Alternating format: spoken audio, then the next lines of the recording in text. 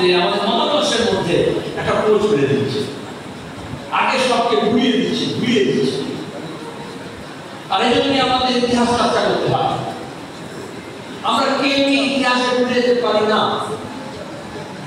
None of us can go back to history. What had happened. বললে সেটা ঘটছে। সেখানে ভালো আছে, খারাপ আছে। একটা পরিবারে, একটা গ্রামে, একটা মহল্লায়, একটা ওয়ার্ডে, একটা দেশে, এই পৃথিবীতে নানান ধরনের ইতিহাসের পরত সাজানো আছে। আমি যদি প্রগতিশীল হই, আমি যদি সমাজকে, দেশকে এগিয়ে দেওয়ার চেষ্টা করি, তাহলে আমাকে ইতিহাসের মধ্যে থেকে যে গৌরবোজ্জ্বল অধ্যায় আছে, যে স্বর্ণিম অধ্যায় আছে, তার উদাহরণ খুঁজে বার করতে হয়। আমি যদি প্রতিক্রিয়াবাদী হই, আমি যদি একটা সর্বনাশের দিকে নিয়ে যেতে চাই সমাজটাকে, তাহলে ইতিহাসের মধ্যে যা যা সর্বনাশ হয়েছে, যা যা অন্যায় হয়েছে, অপরাধ হয়েছে, দাঙ্গা হয়েছে, যুদ্ধবিগ্রহ হয়েছে, ভাগাভাগি হয়েছে, মারামারি হয়েছে, খুনোখুনি হয়েছে, সেই ইতিহাসগুলোকে আমাকে চালিয়ে তুলতে হবে। এসব নানান ফাইল হচ্ছে না, এগুলো তার অঙ্গ। কোন দিকে যাবে, কোন দিকে দৃষ্টি দেবে? এই যে সার্চ লাইট আছে হিস্ট্রির, সেটা কোন অন্ধকারটাকে আলোর দিকে নিয়ে আসবে, এটা হচ্ছে মতাদর্শ, এটা হচ্ছে দৃষ্টিভঙ্গি। প্রগতিশীল আমরা কেন বলি? কমিউনিস্ট পার্টি তার জন্মলগ্ন, তার মতাদর্শকতা হচ্ছে আমরা হচ্ছে সম্মুখ পানে, ভবিষ্যৎমুখী, একটা ভবিষ্যৎ নির্মাণের জন্য, একটা শোষণহীন সমাজ যেখানে নারী পুরুষ লিঙ্গের ভিত্তিতে, যেখানে জাত পাত ধর্মের ভিত্তিতে, প্রদেশের ভিত্তিতে, ভাষার ভিত্তিতে একে অপরের উপরে নিজের মন চাপিয়ে দেবে না, শোষণ চাপিয়ে দেবে না। সবার সমান অধিকার থাকবে, সাম্যের কথা, সমতার কথা। আর এই জন্য গত শতাব্দীর 20-এর দশকে শিক্ষিত এগিয়ে থাকা অংশ তরুণ প্রজন্মের মানুষ আকৃষ্ট হয়েছিলেন কমিউনিস্ট পার্টির দিকে, যারা যুগান্তর অনুশীলন সমিতি করেছিলেন, যারা হিন্দুস্তান রিপাবলিকের আর্মি করেছিলেন, হিন্দুস্তান সোশ্যালিস্ট রিপাবলিকের আর্মি করেছিলেন, যারা স্বাধীনতার জন্য সহিংস পথ বেছে দিয়েছিলেন, অস্ত্র তুলে দিয়েছিলেন, তাদের মধ্যে একটা বড় অংশ আকৃষ্ট হল কমিউনিস্ট পার্টির দিকে। তার আগে জাতীয় কংগ্রেসের নেতৃত্বে জাতীয়তাবাদী আন্দোলন, স্বাধীনতা আন্দোলন হচ্ছিল, কিন্তু তার সীমাবদ্ধতা ছিল, শ্রেণী সীমাবদ্ধতা ছিল। বুর্জোয়া শ্রেণী তখনও পুঁজিবাদ একটা বিশাল আকার ধারণ করেনি, এরকম আদানি আম্বানি রকম পরিচিত না, তাদের একটা সামাজিক সীমাবদ্ধতা ছিল। তাহলে তারা যেটা করলো, আমাদের এখানকার যারা সামন্ত প্রভু, জমিদার, তাদেরকে সঙ্গে নিল। আর কমিউনিস্ট পার্টি আসা মানে হচ্ছে, আমরা বললাম গাড়োয়ান, দারোয়ান, ঝাঙর, বন্দর শ্রমিক, খেটে খাওয়া মানুষ, মেহনতি মানুষ, তাকে সঙ্গে নিতে হবে। তার বিস্তৃতি হলো। এই জন্য কমিউনিস্ট পার্টি তৈরি হওয়ার সঙ্গে সঙ্গে এআইটিউসি তৈরি হলো। তো সেখানে না, তারপরে কালচারাল ফ্রন্ট, আইপিটি, তার আগে প্রগতিশীল লেখক সংঘ, সারা ভারত কৃষক সভা, ছাত্র সংগঠন, এই নানানবিধ সংগঠন গড়ে তোলা হবে। আজকে যে মহিলাদের উপর নির্যাতন দেখি, আমরা যে মহিলা ব্রিগেডের কথা বলছি, যখন মন্বন্তর হল, রেড বেঙ্গল ফেমিন, লাখ লাখ মানুষ মারা গেল। আজকে বিজেপি শ্যামাপ্রসাদ মুখার্জি নিয়ে হইচই করে। শ্যামাপ্রসাদ মুখার্জি তখন খাদ্যমন্ত্রী ছিলেন বাংলায়। কোনোদিন ওরা বলে না যে প্রাক্তন খাদ্যমন্ত্রী সংযুক্ত বাংলা। কারণ এই 43-44 সালে লক্ষ লক্ষ মানুষ মারা গিয়েছেন মানহানি। আর আকাল যখন হয়, দুর্ভিক্ষ যখন হয়, তখন মেয়ে পাচার বেড়ে গিয়েছিল। কমিউনিস্ট পার্টি সিদ্ধান্ত নিল, তাহলে মেয়েদেরকে রক্ষা করতে হবে। কারা করবে? কোনো এনজিও ওপর থেকে না, আত্মরক্ষা সমিতি হচ্ছে মেয়েদের মধ্যে থেকে সংগঠন গড়ে তুলতে হবে। তারা পাচার রুখবে, তারা সেবামূলক কাজ করবে, আরো নানাবিধ বহুবিধ কাজকর্ম করবে। তারপরে মহিলা সংগঠন। আজকে দাঁড়িয়ে এখনই দেখেন, এই যে আপনারা ত্রাণ সংগ্রহ করবেন, উত্তরবঙ্গের বন্যা হলো, প্রথম আমাদের ছাত্র, যুব, চা বাগানের শ্রমিক, কৃষক সভা, মহিলা পার্টি, শিক্ষক সংগঠন, অবসরপ্রাপ্ত কর্মচারী যারা ছিল হাতের কাছে, চিকিৎসা কর্মী, সবাই ঝাঁপিয়ে পড়ল। পড়ার একটা সুবিধা হয়েছিল, এই যে সরকারি অফিসার বলুন, ডাক্তার বলুন, শিক্ষক বলুন, অধ্যাপক বলুন, সবাইকে তো শাস্তি দিয়ে তো সব উত্তরবঙ্গে পাঠিয়ে দিয়েছে। যার ফলে আমরা একেবারে সঙ্গে সঙ্গে হুইসেল বাজাতে একটা রোবার সংগঠন উল্লেখ করে নিয়ে গেল। কেউ কোনো প্রচার মাধ্যমে ভাবতে পারেনি যে উত্তরবঙ্গ তো কোনো বিজেপি,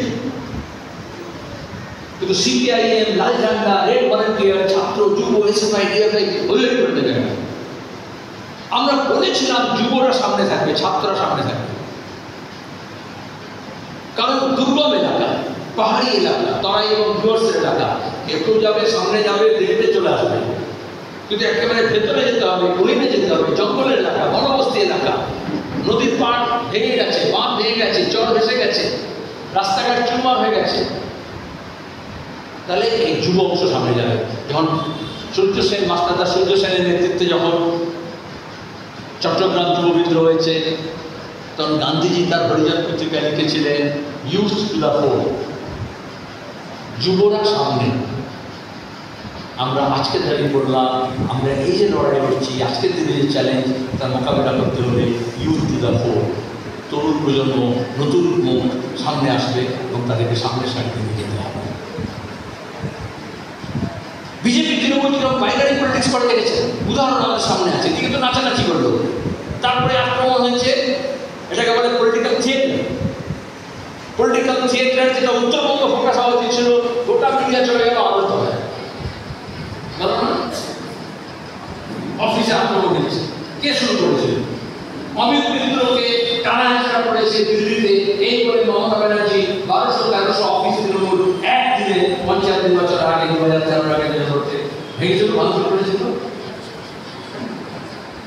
গোটা নাটকটাকে নিয়ে গেল মানুষের মনের মধ্যে নিয়ে যাওয়ার জন্য। দেখো বিজেপি আর তৃণমূল মধ্যে ব্যাপক যুদ্ধ হচ্ছে, যখন মানুষকে বাঁচানোর প্রশ্ন আছে। এটা আমাদের, আমরা বাড়তি কোনো কাজ করিনি, এইটা আমাদের বেসিক রাজনীতি। এটা পৃথিবীর যে কোনো জায়গায় সংহতি, সলিডারিটি। সাম্রাজ্যবাদ বিরোধী যখন আমরা আন্দোলন করছি, ছোট শক্তি, কিন্তু পৃথিবীর যেখানে এশিয়া, আফ্রিকা, ল্যাটিন আমেরিকা মুক্তি আন্দোলন হয়েছে, কলোনিয়ালিজমের বিরুদ্ধে বিরুদ্ধে লড়াই হয়েছে, কমিউনিস্ট পার্টি সংহতি আন্দোলন হয়েছে।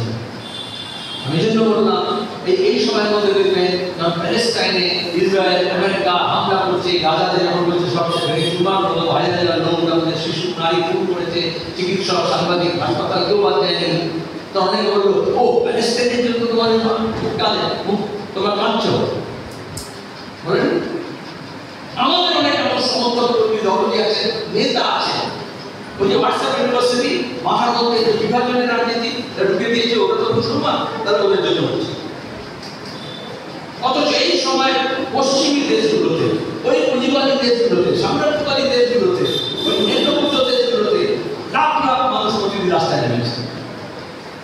ইদানিংকালে ভিয়েতনামের যুদ্ধের সমাধি, ভিয়েতনামের মুক্তিযুদ্ধের সময় যে সমাধি হয়েছিল, তারপরে এত মানুষ সংহতিতে, সলিডারিটিতে কখনো নামেনি। দক্ষিণ আফ্রিকার বঙ্গবৈষ্ণবদের বিরুদ্ধে লড়াই হয়েছে, কিন্তু এত সংখ্যায় মানুষ, তার মধ্যে মহিলা, তরুণ প্রজন্ম, জেনজি নামেনি। বন্ধ শ্রমিকরা নেমে সাপ্লাই বন্ধ করে দিয়েছে, খোদ ইসরায়েলের বুকে নেমেছে, আমেরিকার বুকে যারা ইহুদি তারা বলেছে নট ইন মাই নেম। এটা একটা বড় প্রশ্ন, কারণ ইহুদি ধর্ম নয়, মুসলমান ইহুদির ব্যাপার না, মুক্তিকামী মানুষের লড়াই, নিজের দেশের স্বাধীনতার লড়াই, আগ্রাসনের বিরুদ্ধে লড়াই, ঘৃণার বিরুদ্ধে লড়াই, গণহত্যার বিরুদ্ধে লড়াই। গ্রেটা থুনবার্গ কেন গেছে? পরিবেশবিদ প্রক্রিয়া কেন গেল? ধর্ম দেখে। আবার আরব দেশগুলো কেন দাঁড়ালো না? এই যখন সময় হচ্ছে, তখন এখানে আমরা আমাদের রাজনীতি হচ্ছে U2I2। U2 মানে হচ্ছে ইউনাইটেড স্টেটস আর ইউনাইটেড আরব এমিরেটস, I2 মানে হচ্ছে ইন্ডিয়া, ইসরায়েল। তাহলে Bharat, UAE, Saudi Arabia, America, ইসরায়েলের সঙ্গে এক লাইনে দাঁড়িয়ে এমনি এমনি বলছে না যে কেন নেতা নাও মতো নেতা হবে। যুদ্ধ বিরতি হয়েছে, রণহত্যাকারীকে আরেক রণহত্যাকারী মোদী বলছে তার স্ট্রং লিডারশিপের জন্য নেতা নামকে অভিনন্দন জানাচ্ছে। যখন প্রাসাদ অত্যাচারের পক্ষে দাঁড়ায়, তখন সড়ককে অত্যাচার অত্যাচারের বিরুদ্ধে সংগতির জন্য রাস্তায় নামতে হয়। আমরা কম নেমেছি, আমাদের আরো বেশি নামা দরকার ছিল। তার কারণ হচ্ছে এই বিভাজনের রাজনীতি মানুষের মঙ্গলের মধ্যে ঢুকে দেওয়া হয়েছে। ইহুদি ধর্ম আর জায়নবাদ এক না। ইহুদি ধর্মকে ব্যবহার করে জায়নবাদীরা এই কাজ করছে। যেমন হিন্দু আর হিন্দুত্ববাদ এক নয়, হিন্দু ধর্মকে ব্যবহার করে হিন্দুত্ববাদীরা একটা পলিটিক্যাল প্রজেক্ট করছে। এই ইহুদিদেরকে যখন গ্যাস চেম্বারে পুরে হিটলার যখন খুন করছিলেন, মারছিলেন, নিকেশ করছিলেন, এথনিক ক্লিনজিং করছিলেন, তখন কমিউনিস্টরা কোথায় ছিল? ফাঁসিবাদের বিরুদ্ধে ছিল, হিটলারের বিরুদ্ধে ছিল, পৃথিবীর ব্যাপী ফাঁসিবাদ বিরোধী আন্দোলনে। কি ইহুদি বলে, কি জার্মানির প্রতি ঘৃণা বলে? ওটা ওই ফাঁসিবাদের বিরুদ্ধে, নৃশংসতার বিরুদ্ধে, গণহত্যার বিরুদ্ধে। আর তখন আইএসএস কোথায় ছিল? তখন মুঞ্জে হেডগাওয়ার গোলগোলাটা কোথায় ছিলেন? হিটলারের পক্ষে ছিলেন, আক্রমণকারীর পক্ষে ছিলেন, অত্যাচারের পক্ষে ছিলেন, ফাসিস্টের পক্ষে ছিলেন। আবার এখন সেই ইহুদিদেরকে ব্যবহার করে নেতারা যখন জায়নবাদী আক্রমণ করছে, তখন আরএসএস কোন দিকে থাকবে? পরিষ্কার কথা, দক্ষিণপন্থীরা কোন দিকে থাকবে এবং বামপন্থীরা কোন দিকে থাকবে, সেই ডেমার্কেশন লাইনটা ক্লিয়ার আছে। এবং সেটা মতাদর্শের দিক থেকে, সেটা ইতিহাসের শিক্ষা থেকে, সেটা আমাদের শ্রেণীর রাজনীতির স্বার্থে, সেটা আমাদের শ্রেণীর ঐক্যের স্বার্থে। সাম্রাজ্যবাদ যখন সোভিয়েত রাশিয়ার বিপর্যয় হলো, ইস্ট ইউরোপের বিপর্যয় হলো, তখন অস্ত্র চুক্তি হয়েছিল। ইয়াসের আরাফাত করেছিল, অনেক সত্য নেতা, সম্মানীয়, কিন্তু আমাদের পার্টি তখন সমালোচনা করেছিল। তখন অনেক লোকজন মনে করেছিলেন, বিশেষজ্ঞরা মনে করেছিলেন শীতযুদ্ধের অবসান হয়েছে, রাশিয়া নেই, আমেরিকা একেবারে সিলভার প্লেটে প্যালেস্টাইন স্বাধীন দেশ উপহার দেবে, অস্ত্র চুক্তি হয়ে গেছে। সাম্রাজ্যবাদ বিরুদ্ধে আর বেশি করার দরকার নেই, সাম্রাজ্যবাদের কথা বলার দরকার নেই। কিন্তু তখনও সিপিআই বলেছিল আসলে সাম্রাজ্যবাদ তার চরিত্র পাল্টায় না, লেনিন শিখিয়ে গেছে। আমাদের অভিজ্ঞতা বলছে সাম্রাজ্যবাদের বিরুদ্ধে লড়াই করতে হবে। পিএলও শেষ হয়ে গেল, সেখানে বরঞ্চ আরো এক্সট্রিম, পরিকল্পিত, যেমন আইসিস আছে, যেমন তালেবান আছে, যেমন মুজাহিদিন আছে, এরকম হামাস তৈরি করা হবে। এই আমেরিকার যারা তাবেদার রাষ্ট্র তাদের দিয়ে, কারণ পিএলওর মধ্যে প্রগতিশীল বামপন্থী ধর্মরাষ্ট্র শক্তিশালী, কমিউনিস্ট শক্তিশালী। আর হামাসকে তৈরি করা হলো, যেমন মুজাহিদিনকে তৈরি করা হয়েছে, যেমন তালেবানকে তৈরি করা হয়েছে, যেমন আল কায়েদাকে তৈরি করা হয়েছে, যেমন আইসিসকে তৈরি করা হয়েছে, সেই প্রগতিশীল অংশকে শেষ করা হয়েছে। এটাই ইতিহাসের অদ্ভুত সমাপন। তাহলে আমরা যখন বলছি তখন প্যালেস্টাইন জনগণের বিরুদ্ধে পক্ষে বলছি, আমরা অকুপেশনের বিরুদ্ধে বলছি, কোন একটা ধর্মের জন্য নয়। আরে যদি সব ভারত দেশগুলো কিন্তু যারা ধর্মের নামে ঐক্যবদ্ধ, সব ভারত দেশগুলো একটা হলো না, হতে পারে না। এখানেই কূটনীতি, এখানেই রাজনীতি, এখানেই মতাদর্শ। তাহলে সাম্রাজ্যবাদ বিরুদ্ধে যারা লড়েছে, সাম্রাজ্যবাদের বিরুদ্ধে, তারাই সাম্রাজ্যবাদের বিরুদ্ধে ধারাটাকে বহন করে। আর যারা সাম্রাজ্যবাদের সঙ্গে দালালি করেছে, তাদের তাবেদারি করেছে, তারা সেই গোলামি তাবেদারি বহন করে। এই জন্য আজকে তালিবান নাম করে এই যেমন ট্রাম্প আমাদের ব্যবসা বাণিজ্য, ফার্মাসিউটিক্যালস, কৃষি, এই সব ব্যাপারে মোচড় দিচ্ছে, কোথা থেকে কিনতে হবে, কোন নামে কিনতে হবে, যখন ঠিক করে দিচ্ছে, সেই ঘটনা করছে। অপারেশন সিঁদুরের পরে যেন সেই ঘোষণা করেছিল যুদ্ধবিরতি, তারপর ওটাও ঠিক করে দিচ্ছে আমি কোন পেট্রোল পাম্প থেকে তেল দিব। এটাই তো আধিপত্যবাদ, এটাই তো হেজিমনি, ইউএস হেজিমনি। পারবে মোদী 56 ইঞ্চি ছাতি লড়তে? বিজেপি পারবে? আরএসএস পারবে? এত দেশের কথা বলে, এত হইচই করার কথা বলে, দুটো পায়ের নিচে কুকুরের মতো লেজ গোটাচ্ছে। আর পাশে চীন আছে, আমি বেশি কথা বলবো না, অনেক লম্বা হয়ে যাবে। আমি চীন থেকে ঘুরে এসেছি, পার্টির ডেলিগেশনে গিয়েছিলাম। এইখানে হচ্ছে ইতিহাসের শিক্ষা। আমাদের দেশে স্বাধীনতা আন্দোলন হলো, জাতীয় মুক্তি আন্দোলন হলো, জাতীয়তাবাদী আন্দোলন হলো, কিন্তু বুর্জোয়ারা যারা করলো, তারা ইতিহাসে আমাদের পাঠ দিতে হবে। তারা কিন্তু এখানকার যে সামন্ত প্রথা, সামন্ত প্রভু, সামন্তবাদ, তার সঙ্গে আপোষ করলে আমাদের পার্টির কর্মসূচি কাছে তার মধ্যে যাচ্ছে না, তার বুর্জোয়া এবং সামন্তদের আপোষ করল। তাতে লাভ কি হলো, ক্ষতি কি হলো? লাভ হলো ন্যাসেন্ট স্টেট পুঁজিবাদের যারা বলছে তারা তো বিকাশ করেনি, তাহলে তারা কিন্তু আপোষ করলো সামন্তবাদের সঙ্গে। তাহলে পুঁজিবাদের পথ নিল, কিন্তু পুঁজিবাদের বিকাশ করতে পারে না, সংকটে নিমজ্জিত হবে, কারণ সামন্তবাদের ধ্বংসের উপরে দাঁড়িয়ে পুঁজিবাদ তৈরি হল। সামন্তবাদের অবশেষ রয়েছে, সেই সাবস্ট্রাকচারের উপর দাঁড়িয়ে ক্যাপিটালিস্ট সুপারস্ট্রাকচার তৈরি হল। তাহলে আজকে এই যে সাম্প্রদায়িকতা দেখছেন, জাতিভেদ দেখছেন, জাতি ঘৃণা দেখছেন, মেয়েদের উপর অত্যাচার দেখছেন, পুরনো ধ্যান ধারণা দেখছেন, বুজরুগি দেখছেন, ধর্মের নামে এই যে বলছে রাম মন্দির করবো, বলছে জগন্নাথ মন্দির করবো, বলছে মহাকাল মন্দির করবো, এই যে রেড রোডে দুর্গা কালী বাজাচ্ছে, মমতা চলে যাচ্ছে ঈদের নামাজে, এই যে প্রতিকে নিয়ে শ্রীপুরা চৌধুরীকে নিয়ে হিজাব পরে ধর্মপাঠ করছেন। কেন? সেই দৃষ্টিভঙ্গি থেকে দেখলে আমাদের শাসক শ্রেণী সে এই যে আমাদের পুরনো ধ্যান ধারণা চিন্তা ভাবনার পেশে পড়া অবৈজ্ঞানিক কথা কুসংস্কার সেকে শেষ করেনি, তার সঙ্গে আপোষ করেছে। তাহলে দুটো আপোষ শাসক শ্রেণী, এক সাম্রাজ্যবাদের সঙ্গে আপোষ, যার ফলে তারপরে স্বাধীন ভারতবর্ষে তার পুঁজিবাদের বিকাশের পথে এই যে ফিউডালদের সঙ্গে আপোষ করলো, যার ফলে আমাদের যে কৃষি, আমাদের যে গ্রামীণ জীবন সে সংকটমুক্ত হলো না। তাহলে কৃষি বিপ্লব হলো না, গণতান্ত্রিক বিপ্লব হলো না, তাহলে তাকে নিয়ে সে ক্ষমতা শেয়ার করলো, আভ্যন্তরীণ বাজার বাড়লো না।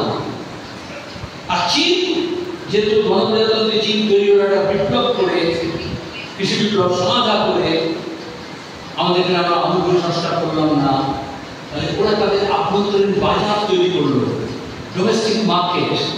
আর আমাদের দেশ সামন্তের সঙ্গে সমঝোতা করলো, দেশের বাজার বাড়লো না, উল্টো দিকে সাম্রাজ্যবাদের সঙ্গে আপোষ করলো। তাহলে পুঁজিবাদের বিকাশের জন্য ডোমেস্টিক মার্কেট তখন বড় নেই, কারণ ইন্টারন্যাশনাল মার্কেট এক্সপোর্ট ইম্পোর্টের জন্য আমাদের এই উন্নত পুঁজিবাদী দেশ এবং সাম্রাজ্যবাদী দেশের সঙ্গে নির্ভর করতে হলো, তাদের উপরে আপোষ করতে হলো তাদের সঙ্গে, পুঁজির জন্য, টেকনোলজির জন্য, বাজারের জন্য। তাহলে ট্রাম্প যখন মোচড় দিচ্ছে, আমাদের রিয়াকশন আর চীনের রিয়াকশন এক হতে পারে না। ওখানে একটা সমাজতান্ত্রিক ব্যবস্থা গড়ে তুলেছে, যেটা হচ্ছে চাইনিজ ক্যারেক্টারিস্টিক্স দিয়ে করেছে, মার্ক্সবাদী লেনিনবাদী পথে করেছে, মাও সেতুংয়ের মতো, দে জিয়াংয়ের মতো নেতৃত্ব সমাজটাকে গড়ে তুলেছেন, দেশপ্রেমে উদ্বুদ্ধ করেছেন, মানুষকে অংশগ্রহণ করিয়েছেন। যে কৃষি বিপ্লবের কথা বললাম, তার মানে কি? উৎপাদিকা শক্তিকে, উৎপাদনের যে মোডকে তাকে ট্রান্সফর্ম করা, সেটা করতে পারলো। আজকে টেকনোলজির দিক থেকে বলুন, বিজ্ঞান প্রযুক্তির দিক থেকে বলুন, নিজের দেশের আভ্যন্তরীণ সমাজ সমস্যার সমাধান করার কথা বলুন, দারিদ্র মোচনের কথা বলুন, শিক্ষার প্রশ্ন বলুন, সমাজের প্রশ্ন বলুন, সমাজ সংস্কার বলুন, অনেক এগিয়ে গেছে। আমরা এই শতাব্দীর গোড়ায় ভারত এবং চীনের মধ্যে দশকের তফাৎ বুঝতাম, এবার আমার ২ বছর পরে চীনে গেলাম, এখন শতকের তফাৎ বুঝতে হবে। We are in a different century, they are in another century. এইটা হচ্ছে সমাজতন্ত্রের শক্তি, এইটা হচ্ছে মার্ক্সবাদের শক্তি।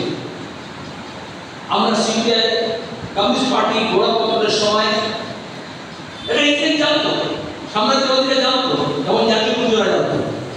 এই জন্য প্রথম দিন থেকে একটা ষড়যন্ত্র মামলা, আমি যেগুলো আজকে লিখেছি গণমুক্তিতে আপনারা শেয়ার করেছেন, আমি তা বলবো না, কিন্তু একটা কথা বলতে চাই যে কিভাবে এই যে বিরাট ষড়যন্ত্র মামলা, ষড়যন্ত্র মামলা, পেশোয়া ষড়যন্ত্র মামলা, কানপুর ষড়যন্ত্র মামলা, একটা ষড়যন্ত্র মামলা করেছে, আর সে তার ১০০ বছর পালন করছে। তাহলে ইংরেজ আমাদের সাম্রাজ্যবাদী ইংরেজ কটা ষড়যন্ত্র মামলা করেছে অ্যাক্সেসের বিরুদ্ধে, তারা কি দেশপ্রেমী, তারা কি স্বাধীনতাকামী, একটাও মামলা। আমাদের যারা গেছে জেলের মধ্যে, সেখানে মার্ক্সবাদ অধ্যয়ন করেছে, পরে শেষে বিপ্লবীরা স্বাধীনতা সংগ্রামে ঝাঁপিয়েছে এবং মুক্তিকামী মানুষের সঙ্গে কমিউনিস্ট পার্টিতে যোগ দিয়েছে। কমিউনিস্টরা দেশে গেছে, জেলে গেছে, ছাপাখানা তৈরি, বইপত্র ছাপাই, অফিস যা কিছু সীমিত শব্দের মধ্যে তৈরি করা হয়েছে, বারবার বাজেয়াপ্ত হয়েছে, নিষিদ্ধ হয়েছে, ব্যান করা হয়েছে। প্রত্যেকবার অফিস শিফট করতে হয়েছে, প্রেস শিফট করতে হয়েছে। তার মধ্যেও কিন্তু তারা বুঝেছিলেন কোথাও থেকে আমাদের মতাদর্শ প্রচার করার জন্য আমাদের নিজেদের শুধু অধ্যয়ন করলে চলবে না, ছাপতে হবে, লিখতে হবে, বাকি দিন জায়গায় নিতে হবে। শুধু আন্দোলন সংগ্রাম না, খেটে খাওয়া মানুষ সেই সংগ্রাম যখন করবো তখন শিক্ষিত যে যুবরা আসছে তাদের সাংস্কৃতিক কাজ, শিক্ষা কাজ, দার্শনিক চর্চার কাজের মধ্যে নিয়োজিত করতে হবে। এই জন্য আইপিটি তৈরি হলো। নবান্ন নাটক হলো, নাট্যকলা সমিতি হলো, খাজা আব্বাসকে দিয়ে তখন হিন্দি তবে সিনেমা তৈরি হয়েছে প্রথম, ধরতিতে তৈরি করলো আইপিটি, পার্টি সিদ্ধান্ত অনুযায়ী। তাহলে নতুন মাধ্যমকে গ্রহণ করতে হবে, নতুন টেকনোলজিকে আত্মস্থ করতে হবে, নতুন প্রয়োগগুলোকে নিতে হবে। কমিউনিস্ট পার্টি তার ইতিহাস থেকে এটা বলেছে, নতুন কোনো কথা না। আমাদের যেগুলো ট্র্যাডিশনাল এইগুলো আছে, দেওয়াল লেখা, পোস্টারিং, চাঁদা তোলা, পত্রিকা বিক্রি করা ইত্যাদি ইত্যাদি, কার্টুন, পোস্টার ড্রামা, গান, গণসংগীত সব থাকবে। তো তার সঙ্গে যে আধুনিক বিজ্ঞান প্রযুক্তি যা দেবে সেটাকে আমাদের নিতে হবে। এখানে নতুন যা কিছু আসে সেগুলো সমাজে, সেগুলো ক্লাসে দেওয়া। কমিউনিস্ট পার্টি সেই আন্দোলনের মধ্য দিয়ে সেটাকে মাস করতে চায়। যেমন জমি ছিল জমিদারের, আমরা বললাম নাগরজার জমিদার। যেমন শিক্ষা ছিল কয়েকজনের জন্য, আমরা বললাম জনশিক্ষা, সবার জন্য শিক্ষা। স্বাক্ষর হবে কয়েকজন, আমরা বললাম স্বাক্ষরতা প্রসার করতে হবে। এই যে ক্লাস অ্যাপ্রোচ, যেটা আমাদের এই মাস অ্যাপ্রোচে উঠতে হবে। এই মাসকে আমাদের মোবিলাইজ করতে হবে, এই মাসের মধ্যে যেতে হবে। গত কয়েক বছর আমরা চেষ্টা করেছি আমাদের পার্টিকে সক্রিয় এবং রোবাস্ট করে তৈরি করা। রোবাস্ট এই জন্য দরকার, ডাইনামিক সিচুয়েশন, প্রতিদিন সময় পাল্টাচ্ছে, যুগ পাল্টাচ্ছে, অবস্থা পাল্টাচ্ছে, ইস্যু পাল্টাচ্ছে। তাকে যদি অ্যাড্রেস করতে হয়, তাহলে আমাদের ডাইনামিক সিচুয়েশন যদি ফেস করতে হয়, তাহলে রোবাস্ট প্রফেশন লাগে। আমি একটা উদাহরণ দিয়ে বলতে পারি, আপনি যে একটা চলন্ত বাস আসছে, বাস বেশিক্ষণ থাকবে না, থাকবে না, নাও থাকতে পারে, তাতে যদি আপনাকে উঠতে হয়, থামেও, যদি আপনি বাস ধরতে উৎসাহী হন, তাহলে আপনাকে আগে থেকে একটু নড়াচড়া করতে হবে, আপনি স্ট্যাটিক থাকেন না।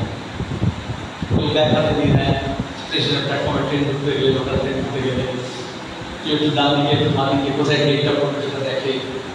বাসটা যদি চলতে থাকে, তাহলে তার সঙ্গে আরেকটু বিচার পায়, এগোতে থাকে, যাতে বাসটা সে ধরতে পারে। তাহলে একটা গতিশীল অবস্থানে যেতে হলে আপনি একটা জড়তার মধ্যে থাকলে অ্যাক্সিডেন্ট করবেন, না মিস করবেন। তাহলে আপনার যে জড়তা আছে সেটাকেও কাটাতে হবে, যাতে দাঁড়িয়ে গতিশীলতা আনতে হবে। এটি হচ্ছে ডাইনামিক সিচুয়েশন যদি ফেস করতে হয়, তারা আমাদের সংগঠনকে অনেক বেশি রোবাস্ট হবে। এই কাজটা আমরা করার চেষ্টা করেছি বলেই এই যে ত্রাণের কাজে আপনারা ঝাঁপিয়ে পড়লেন, আপনাদেরকে গোটা রাজ্য ঝাঁপিয়ে পড়লো, দক্ষিণবঙ্গ উত্তরবঙ্গের পাশে দাঁড়ানো। প্রত্যেকবার বিধানসভা ভোট আসা মানে হচ্ছে উত্তরবঙ্গ আলাদা হবে, আলাদা রাজ্য হবে, দার্জিলিং লোকালের হবে, বলে না? উত্তর থেকে দক্ষিণকে বিচ্ছিন্ন করার চেষ্টা করে বিজেপি হোক, তৃণমূল হোক। এই যে দক্ষিণবঙ্গের প্রাণ কাঁদলো, মমতাই সব নয়, সরকারি সব নয়, মানুষ নামলেন। এটা হচ্ছে উত্তরের সঙ্গে দক্ষিণে যে লিঙ্কটা লুজ হয়ে গিয়েছিল মানসিক দিক থেকে, রাজনৈতিক দিক থেকে, সেটাকে অনেক বেশি স্ট্রেংথেন করলেন। শুধু আত্মের পাশে দাঁড়ালেন না, পলিটিক্যাল টাস্ক। এইভাবে আত্মের পাশে যেন দাঁড়াতে হয় তার সঙ্গে, এইভাবে আমাদের শ্রেণী যখন আক্রান্ত হয় তার পাশে দাঁড়াতে হয়। আক্রান্ত মানুষের পাশে যেতে আপনি একটা রেখেছে, মানুষ বড়বাস পায়। তাহলে আজকে আমাদের পার্টি, আমাদের রাজ্য সম্মেলনে বললাম, আমাদের এই শ্রেণী সংযোগটা একটু দুর্বল হয়েছে। এই যে যখন মনসংযোগ করি, তার সঙ্গে আমরা তার আগে জনসংযোগ করি, তাহলে এই সংযোগটা আমাদের বাড়াতে হবে। আবার ঐক্যবদ্ধ হতে হবে, সংঘবদ্ধ হতে হবে। যারা অসংগঠিত আছে তাদেরকে সংগঠিত করতে হবে। যারা একটু বসে গিয়েছেন, চলে গিয়েছেন, নড়ে গিয়েছেন, সরে গিয়েছেন, ভয় পেয়েছেন, আমাদের অহংকার জন্য বা আমাদের আহ্বান করার জন্য যদি কেউ দূরে চলে গিয়েছেন, আজকে আমাদের পার্টির দায়িত্ব হচ্ছে, কাজ হচ্ছে তাদেরকে আবার প্রভাত হয় নিয়ে আসা, কাছে নিয়ে আসা, আমাদের সমর্থন আমাদের প্রগতি, আমাদের কর্মী, আমাদের কাজ হয়ে যায়। আর এটার জন্য আমরা এখন বলছি no your booth, no your voter. সব জায়গায় বলছি প্রায়োরিটি সেন্স দিয়ে। এই প্রায়োরিটির মধ্যে যাদবপুর একটা নম্বর প্রায়োরিটি ছিল প্রথম থেকে, কিন্তু এখন আমি বলতে পারছি না এখন কাজের ভিত্তিতে, রোগা প্রকাশের ভিত্তিতে, জনসংযোগের ভিত্তিতে যে কাজটা আমরা পরিকল্পনা করে দিচ্ছি সেই কাজগুলো করার জন্য কাজ আপনারা করছেন। এই যে বললেন জনসংগ্রহ করেছেন, ত্রাণ সংগ্রহ করেছেন, পত্রিকা বিক্রি করেছেন, রেকর্ড ডেলি পত্রিকা সব করেছেন, তার সারসংখ্যা বাড়িয়েছেন। আমরা এই সব বাধা রুটিন কাজ করতে অভ্যস্ত, কম বা বেশি। কিন্তু আজকের দিনের প্রয়োজনে আধুনিক প্রযুক্তিকে ব্যবহার করে, বিজ্ঞানকে ব্যবহার করে নির্বাচনকে যখন আমরা ফেস করতে যাব, আমরা রাজ্য সম্মেলনে বললাম 26শে ফেব্রুয়ারি আমাদের শেষ হলো সম্মেলন, আমরা বললাম 25-এ, আমরা বললাম 26 থেকে 26-এ শুরু লড়াই। তারপরে আমরা এপ্রিল মাস পর্যন্ত এই করতে হবে, জুন মাস পর্যন্ত এই করতে হবে, জেলাকে এই করতে হবে, এরিয়াকে এই করতে হবে, বিধানসভা কমিটি এই করবে, বুথ কমিটি এই করবে, বুথ টিম এই করবে, কাডার এই করবে, সমস্ত দলের এই কথা বলতে হবে। এগুলো আমরা একদম ছক বেঁধে ধাপে ধাপে করতে বলছি।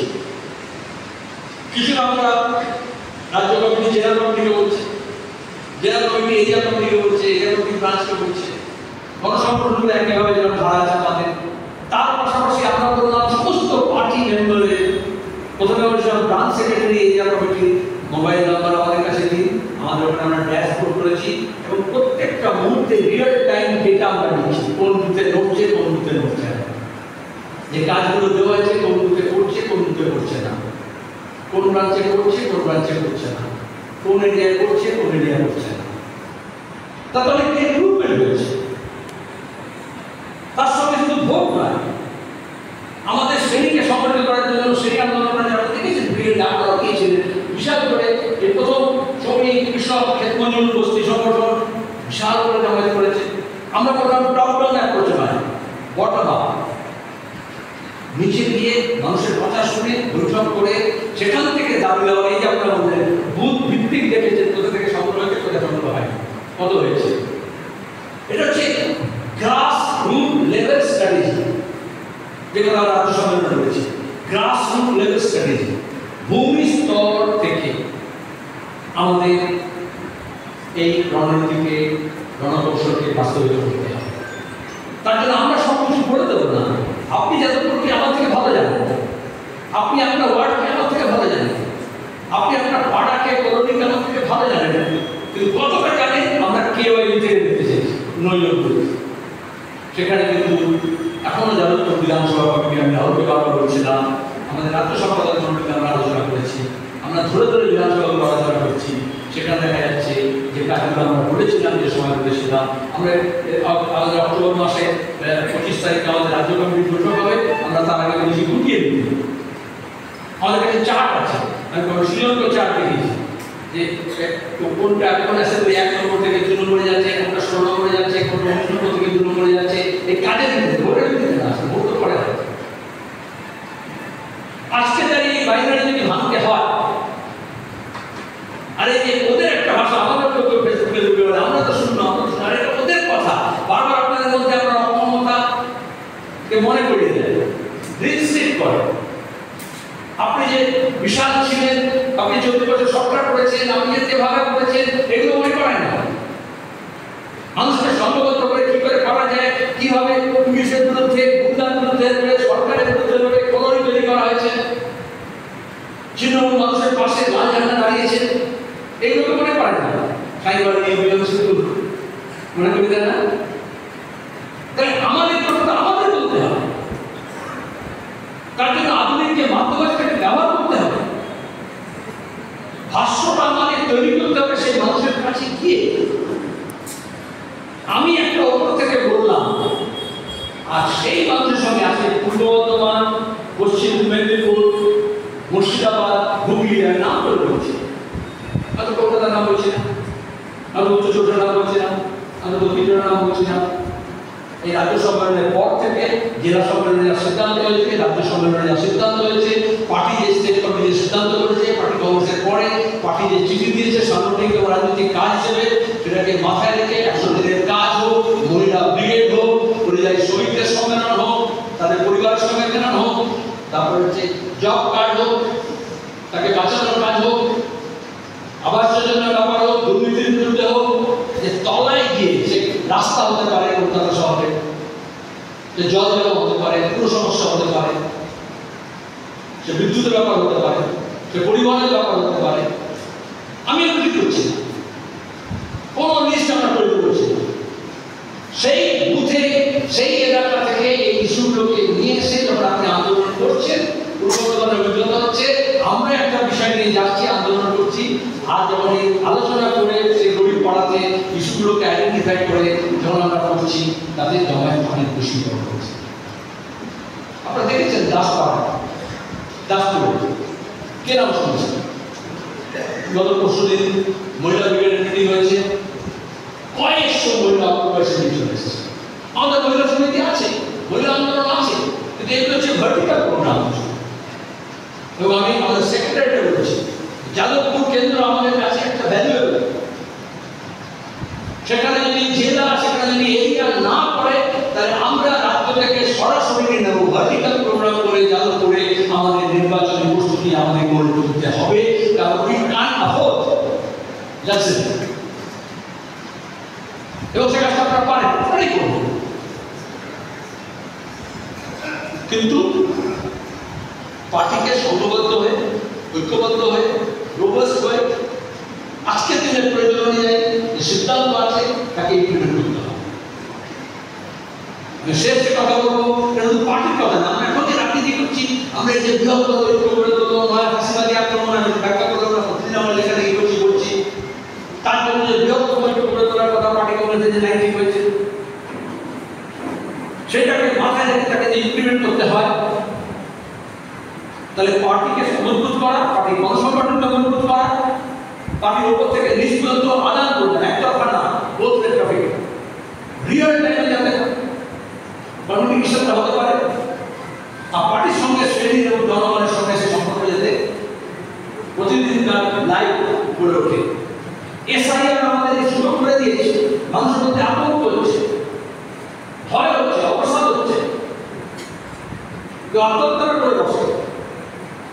কারণ প্রত্যেক ভোটে, গত কয়েকটা ভোটে দেখা গেছে শাসক শ্রেণী একটা ভয়াবহ পরিবেশ তৈরি করে, ভয় দেখা যাচ্ছিল না। গতবার সিএনআরসি করে 2 কোটিকে বার করে দেবো, এখন বলছে 1 কোটি 1.5 কোটিকে বার করে দেবো। আসলে এটা একটা মার্কেটিং স্ট্র্যাটেজি।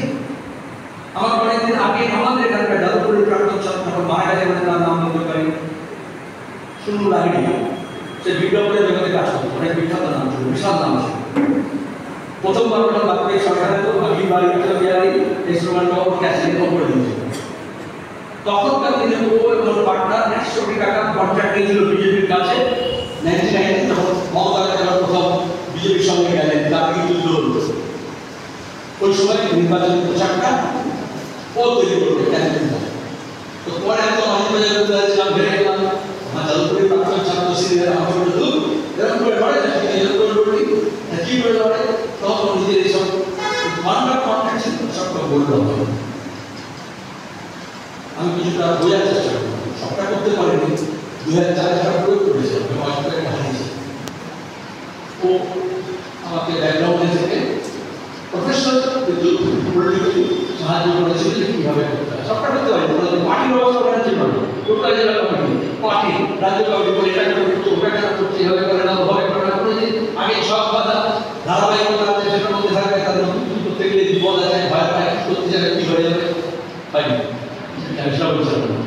ও বলেছিল আমরা মার্কেটিং কি করে জানো, পলিটিক্স এটা করছি, আমরা সবাইকে নিয়ে ভোটারদেরকে, ওদেরকে কাস্টমার্স একটা অন্ধকার ঘরের মধ্যে ঢুকিয়ে, বড় ঘর, সিনেমা দেখেছো নিশ্চিত অন্ধকার, কোনো আওয়াজ নেই, তারপরে ক্যাচ করে একটা দরজার আওয়াজ হয়, সবার প্রাণ খারাপ হয়ে যাবে।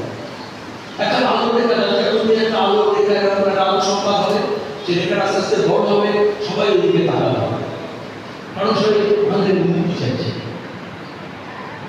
তাহলে এরকম একটা বিপদ তৈরি করা হয়, আর তারপরে বলা হয় যে আপনাকে এখান থেকে কে রক্ষা করবে। তাহলে পাকিস্তান এসে দখল করে দিচ্ছে, তাহলে মোদী এত মুক্তি দেয়, বালাকোট হচ্ছে, প্রায় চলে আসলো, তখন ইন্ডিয়ান মেশিন চলে তখন মনে করেছে এখন মানুষ বোতাম দিচ্ছি, একটা করে লাহোরের পড়বে, একটা করাচিতে পড়বে, একটা ইসলামাবাদের পড়বে, একটা রাওয়ালপিন্ডিতে পড়বে। তাহলে সিএনআরসি করতো, বলবে দুটো কোটি বাঙালিকে বার করে দেবো, মমতাগুলো কে বার করবে? তাহলে কিছু লোক যদি বার করতে পারে তাহলে যদি বাঁচাতে পারে তাহলে মমতা। এইভাবে বাইনারি তৈরি হয়। এখন এসআইআর ঘিরে তাই করছে, নেওয়া হয় আমাদের মধ্যে কেউ কেউ আছে না, আমাদের তো বেশ ভালোই হবে। সিএনআরসি যারা বলেছিল কিছু ঘটনাকে তাড়িয়ে দেবে, বাংলাদেশ থেকে ঘুষপেটিয়া আছে, অনুপ্রবেশকারী আছে, জামাইস আছে, কিছু কাজ করে না। আচ্ছা, এখন অমিত শাহ কি বলছে? ভোটার লিস্ট বলছে, তিনটে শব্দ বলেছে, ডিটেক্ট, ডিলিট, ডিপোর্ট। ভোটার লিস্টের সঙ্গে ডিপোর্টের কি নাম আছে? তারপরে চিহ্নিত করো, তার সঙ্গে ভোটার লিস্টের নাম বাদ দাও, তারপরে রিপোর্ট করো। আমরা এনআরসি দেখেছি, আমরা ওখানে ক্যাম্প দেখছি, আসামে আমরা দেখছি কি হচ্ছে। মানুষ তো একটা ভালো নেই, যার জন্য জমিরগঞ্জের মৃত্যু গিয়ে দেখলেন তখন উত্তাল হয়ে গেল। মানুষের রাগ আছে, ক্ষোভ আছে, দুঃখ আছে, জ্বালা আছে, যন্ত্রণা আছে, তাকে অসমীয়া বাঙালি, দেশি বিদেশি, ঘুষপেটিয়া এই করে ভাগ করেছে। বিহারে সে আমরা দেখেছি, কোনো ট্রান্সপারেন্সি নেই, সুপ্রিম কোর্ট বলছে। এই জন্য আমরা কি করেছি, আজকে বামফ্রন্টের মৃত্যু বাম দলগুলোর তরফ থেকে এই পুজোর মাঝখানে আমরা করতে পারছিলাম না, আমরা খালি পুজোর পর থেকে বলেছে এসআইআর করবে। আর আমরা জানি আমরা বড় করে একটা না করলে সবাই মিলে ছাপ করে না। চলুন আমরা আগামী 28 তারিখে, এই 29 তারিখে বুধবার বাম দলগুলোর তরফ থেকে কলকাতা, উত্তর চট্টগ্রাম, দক্ষিণ চট্টগ্রাম, হাওড়া, হুগলি, নদীয়া এলাকা অংশ নিয়ে আমরা জমায়েত হব। এসআইআর নিয়ে আমরা স্বচ্ছতা চাই, কি করতে চাই। মৃত যারা আছে, আমরা বারবার বলেছি ভোটার লিস্ট থেকে নাম সরাও সরাইনি, সেগুলো আমরা কাটতে হবে। ভুয়ো আছে, বাদ দিতে হবে। কিন্তু যারা ভোটার আছে এক্সিস্টিং, তাদের ভোটার লিস্ট থেকে নাম বাদ দেওয়া যাবে না। আর যাদের বয়স হয়ে গেছে 18 অথচ ভোটার লিস্টের নাম নেই, তাদের নাম তুলতে হবে। আমরা বলছি নির্ভুল ভোটার লিস্ট স্বচ্ছভাবে করব। নির্ভুল ভোটার লিস্ট করার দায়িত্ব ইলেকশন কমিশনের। ইলেকশন কমিশন বলছে 28% মৃত, তাহলে প্রধানমন্ত্রী, মুখ্যমন্ত্রী, এমএলএ যারা ইলেক্ট করলো তারা সব মহানগর ভোট দিয়েছে। আমরা জানি কিভাবে ভোটে কারচুপি হয়। রাজ্য নির্বাচন কমিশন কে ব্যবহার হয়েছে, ন্যাশনাল নির্বাচন কমিশন, ইলেকশন কমিশন কে ব্যবহার হচ্ছে, বিহার কিভাবে হত্যা হয়েছে। সিপিআইএম এর যত শ্রেণী আন্দোলন সংগঠন বুথ কমিটি বলছে আমরা মৃত ভোটারদের নিয়ে ভোট করাতে চাই না, আমরা জীবন্ত মানুষ নিয়ে আন্দোলন সংগ্রাম লড়াইয়ের মধ্য দিয়ে ভোট করতে চাই। এই জন্য প্রত্যেক বুথ কমিটি করেছি। নরদলতা অবস্থানে বা শ্মশানে গিয়ে কি করবে? তাহলে শাসক দল এই ভোটার লিস্টের মধ্যে এমন কিছু জঞ্জাল করে রেখেছে যেটাকে ব্যবহার করছে। আমাদের মধ্যে কেউ মনে করতে পারে যেমন নোটবন্দির সময় বলেছিল ভালোই হয়েছে, কতটাকে যাবে মোদির একটা মাস্টার্স, আসলে যা বলছে তা করবে না। তাহলে বিধানসভা বেছে নিয়ে কোথায় কত মার্জিন আছে, কাকে দিতে হবে, কাকে দিতে হবে। এখানে অন্য ছিল বিজেপি না, কত কয়েকটা ভোটার আমরা দেখেছি। শাসক দল, শাসক শ্রেণী যদি আরএসএস মনে করে কাউকে মমতাই ঠিক যা মনে করছে, তাহলে বিজেপি আর ছেড়ে দেবে। তাহলে তৃণমূলের সাথে ইলেকশন কমিশন ব্যবহৃত হবে, পুলিশ ব্যবহৃত হবে, গুন্ডা ব্যবহৃত হবে, মিডিয়া ব্যবহৃত হবে। আর যদি শাসক শ্রেণী মনে করে যে না একটা বিজেপির বাজি, তাহলে বিজেপি হবে। সিপিএম এর জন্য বিজেপি করে দিচ্ছে না। কেউ যদি মনে করেন যে ভোটার লিস্ট করে দেবে বিজেপি ঠিক, আর আমরা ট্যান্ডার করে জিতে যাব, তাহলে ত্রিপুরা দেখেছেন তো, ত্রিপুরাকে সিপিএম এর সরকার জন্য বিজেপি করেছে। তৃণমূল জন্মেছে বিজেপিকে শেষ করার জন্য নয়, বামপন্থকে শেষ করার জন্য। আরএসএস তৈরি হয়েছে কমিউনিস্ট আদর্শ, মতাদর্শ যাতে মানুষের মধ্যে না যায়। এই যে মুসলমান সংগঠন বলুন, হিন্দু সংগঠন বলুন, ধর্মীয়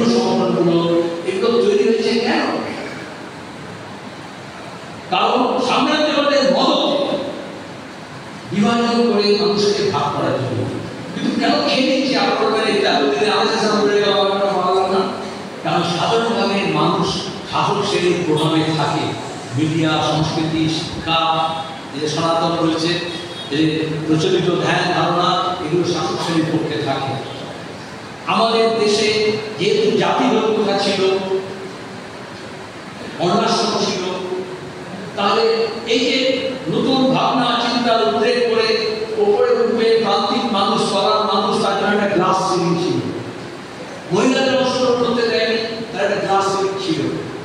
প্রান্তিক মানুষ, আদিবাসী, গ্লাস সিলিং ছিল। এই সময়ের মধ্যে মধ্যবিত্ত বেড়েছে, আমি এখানে জেনে বুঝে বলছি আপনার সামনে। কিন্তু ওই বাজার সংকুচিত হয়েছে, তাহলে শুধুমাত্র মধ্যবিত্ত কিছু বেড়েছে, কিন্তু সেই মধ্যবিত্ত ওই প্রান্তিক মানুষ থেকে আসেনি। তারা হচ্ছে যেহেতু জনগণের গ্রুপ ছিল এবং পরে প্রতিবাদী অবস্থা তৈরি হয়েছে, তাহলে যারা অলরেডি এক্সপ্লয়েটেড সেকশন ছিল তাদের থেকে একটা বড় অংশ তারা মিডল ক্লাস হওয়ার সুযোগ পেয়েছে। যারা অপ্রেস ছিল, যারা এক্সপ্লয়েটেড ছিল, তাদের মধ্যে থেকে খুব বেশি মধ্যবিত্ত তৈরি হয়নি। তারপরে যে মিডল ক্লাসের কথা বলা হচ্ছে, তারা সহজেই যেমন লিবারালাইজেশনের কথা বলেছিল ওদিকে চলে গেল, গ্লোবালাইজেশনের কথা বলে ওদিকে চলে গেল, যেমন বিদেশ আসবে আমাদের উন্নতি করবে বলেছিল তত চলে গেল, যেমন সাম্প্রদায়িকতার কথা বলছে, যেমন জাতিবাদের কথা বলছে, যখন মোদীদের ক্রীড়া করছে, তখন তার দিকে ধারণ হয়ে যাচ্ছে। সেটা একমাত্র কন্ট্রোল করতে পারে একটা মতাদর্শ, সেই মতাদর্শ বামপন্থার আছে, সেই মতাদর্শ কমিউনিস্টদের আছে। আর এদের ওরা কমিউনিস্ট নির্দেশ করতে ইচ্ছা, ওটা বিশ্বকারে রাষ্ট্রবাদের যদি উত্থান হয়, একে সবাইকে ধরবে, আসলে কমিউনিস্ট শেষ লড়াই করবে। আমাদের কমিউনিস্ট পার্টি প্রতিষ্ঠা দিবস, লাস্ট কথা বলবো, কমিউনিস্ট পার্টি গড়ে ওঠার পরে নিজেদের মধ্যে গণ্ডগোলে অনেকগুলো ছিল, বিপ্লব, রাষ্ট্রচরিত্র, বিপ্লবের স্তর, এসব নানা রকম নিয়ে ভাগ হয়েছে।